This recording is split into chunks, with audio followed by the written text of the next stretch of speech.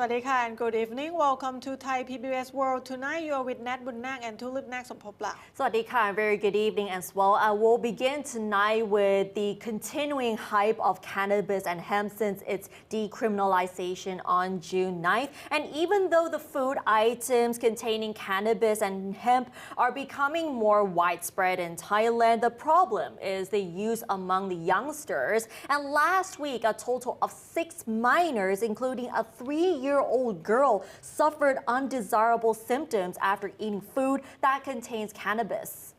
A 3-year-old girl was among 6 minors who developed undesirable effects after knowingly or unknowingly consuming food containing cannabis, according to the Royal College of Pediatricians of Thailand and the Pediatric Society of Thailand. So the 3-year-old girl ate part of a cookie which is believed to contain cannabis, which a relative had bought and kept in the house. After eating part of the cookie, she became sleepy and subdued and was sent for treatment. The second case concerns a 14-year-old psychiatric patient who had not been medicated for 2 weeks. He reportedly smoked a cigarette provided by a friend to ease stress, not knowing that it contained cannabis. He then became confused and his mood changed, and then later on he was treated and sent home. Another case involves a 17-year-old person in Pichit province who consumed cannabis flowers and had hallucinations, and that person became aggressive and tried to harm himself, and he was also treated before sent home.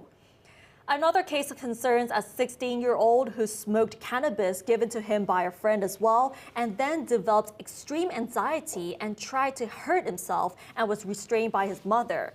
A 17-year-old youth in Nakhon Si Thammarat also admitted to his teacher that he had been using cannabis for about a year after the teacher noticed that he was losing weight and appeared to be subdued.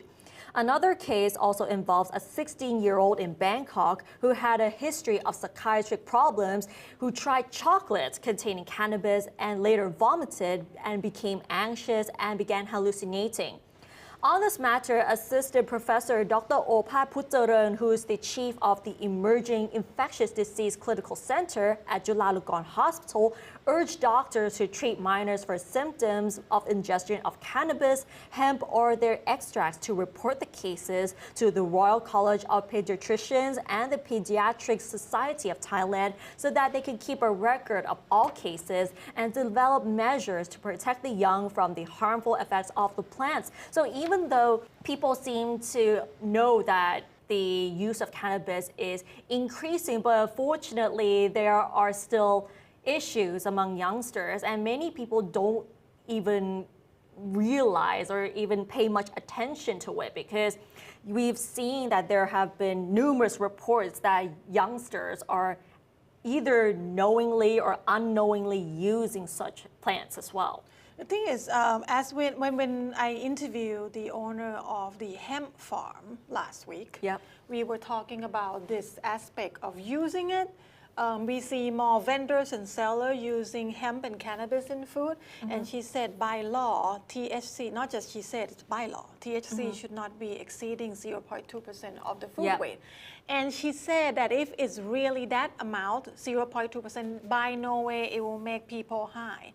So the good quality of all this supposed to be coming from the part that called CBD. Right. Which is something that's supposed to be safe and healthy, it like help you with health, with medical issues, health issues, like that sort of thing. But it is quite interesting though, because you know how many of the food vendors have adopted the use of cannabis and hemp into their food products. And unfortunately, some people may not even know that these food items contain cannabis. So like for this case, one of the relatives bought this cookie and left it at home. And then when children don't even know that there's cannabis, and they don't realize. And of course, a 3-year-old will not have any idea about drugs or cannabis. So the adults have to be very careful. It's adult responsibility. If you're going to bring this in your house, and your house have small children, you have to be really careful. Exactly. Keep it away from children's hand. don't ask usually. Exactly. They would just approach it straight away, whether it's cookies, candy even, because these things are actually children's favorites to begin with. That's true. Now let's move on to politics. If you have been following politics in Thailand closely, you will know that the northern part of Thailand is on the other side of politics when it comes to this government. This government, I mean government led by Palang Pracharat Party and General Prayut Chan-o-cha. So when he visited Chiang Mai earlier today, he was met and welcomed by a protest, and even though there have been about 2,000 security officers deployed, there were still a little bit of some, I would say, unpleasant atmosphere for the Prime Minister anyway.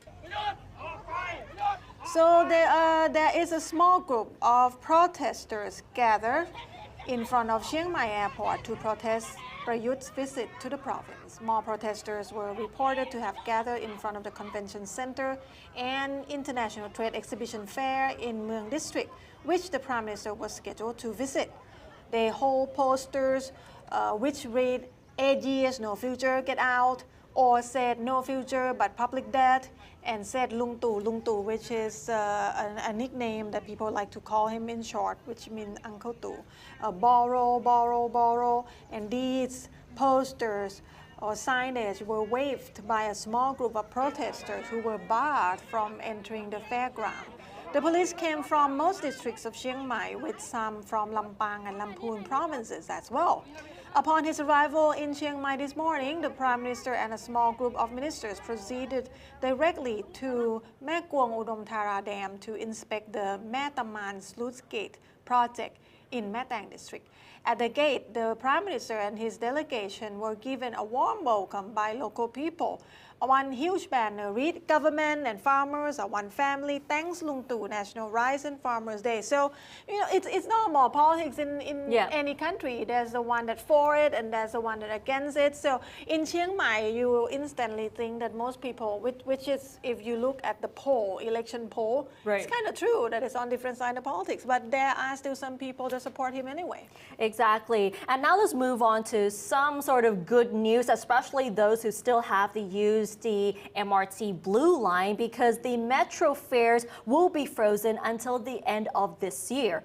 So the Bangkok Expressway and Metro Public Company Limited has agreed to freeze fares on the Blue Line of the metro system, or the MRT, currently between 17 and 42 baht until the end of the year, despite a cabinet decision yesterday to allow the company to increase the fare by 1 baht in line with the consumer price index.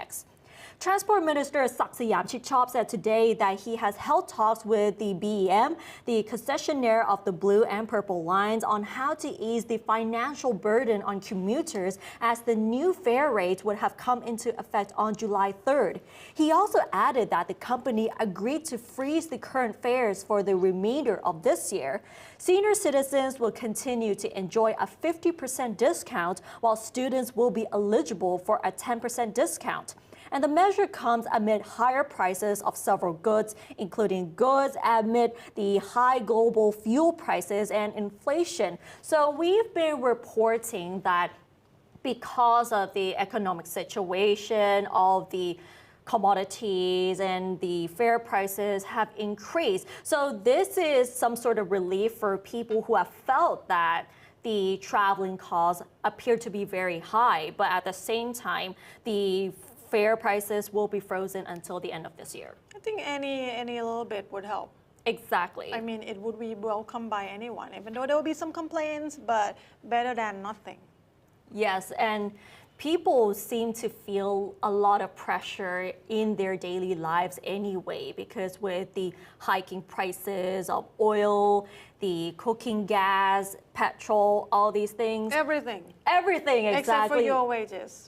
Yeah, that's a sad reality. Right. But then this is actually some sort of relief for some people anyway. Anyway, let's talk about the BTS, particularly with a proposal to cap the fare of the Green Line at 59 baht. So far, this is a proposal by the governor, Chacha Sittipan, but it has been met with some kind of opposition that they said it should be at something a little lower. Thailand Consumer Council TCC, a non-profit consumer protection network, has voiced its strong objection to the planned 59 baht maximum train fare for the two extended routes of the BTS SkyTrain system, the Green Line, claiming that the maximum fare should not exceed 44 baht. TCC Secretary General Sari Somwang also proposed that the maximum fare of the Green Line should be reduced to 25 baht for the entire route from Khukot to Pathum Thani province in Keha in Samut Prakan province. After the expiry of the contract between the Bangkok Metropolitan Administration or BMA and BTS for the latter to operate the SkyTrain service in 2029. The opposition comes after Bangkok Governor Chacha Sittipan, who oversees the controversial concession extension and fare issues, said on Wednesday that he agrees with the Thailand Development Research Institute Foundation's or TDRI proposal of capping the maximum fare at 59 baht.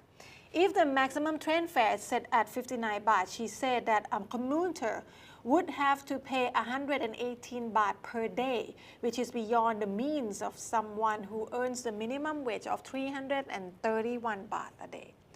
Sari insisted that 30-year contract from 1999 to 2029 between BMA and BTS remains valid, and the fare price should stay at 44 baht, as stipulated in the contract. Chachat explained yesterday, following some backlash, that the 59 baht price is only for the two extended lines from Baring to Keha and from Moshit to Khukot, and that the higher price is only for a short period to help sustain the operations, as the extended routes have been operated as service free of charge for several years. Well, it seems like they do have a point, because if the minimum wage is around 331 baht, 118 baht per day just traveling on the BTS, it's already a burden for so many people to begin with. So it's just to show that it's mean that when they do the pricing, they didn't keep the people with the minimum wage in mind. Yeah. It's for people with a little higher salary bracket.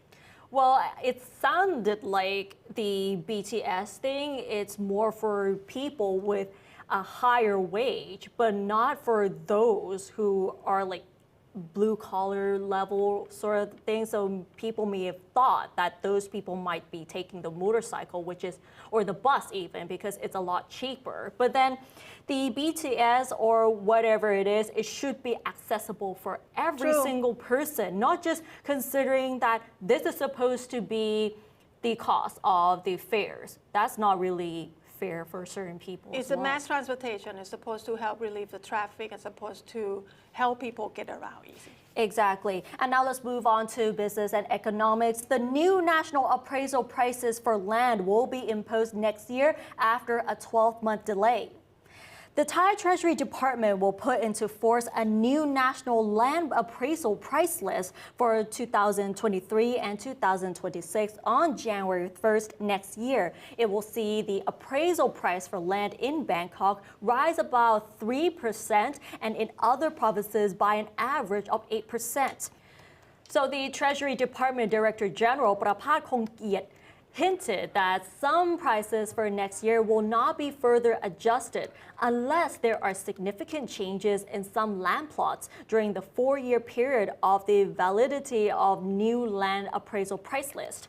For instance, he said that the department's appraisal price for land in the Siam Square shopping district is about 1 million baht per 4 meters square or square wide in Thai, whereas the market price is about 3.5 million baht, in which case new pricing will have to be issued in consultation with the Bangkok Metropolitan Administration, which is responsible for the collection of land tax in Bangkok.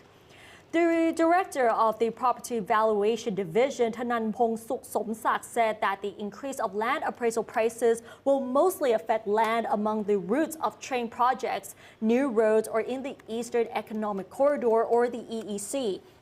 And according to the new land appraisal price list, the highest appraisal price is 1 million baht per 4 meter square for land on Silom, Plunjit, Wireless, and Rama 1 roads, around 750,000 baht per 4 meter square for land on Sukhumvit Road, also 450,000 baht per 4 meter square for land on Rachada Pisek Road, 300,000 baht per 4 meter square for land on Phetchaburi Road, and 250,000 baht per 4 meter square for land on Phahon Yochin Road. So we can see that the appraisal prices for land will be increased significantly.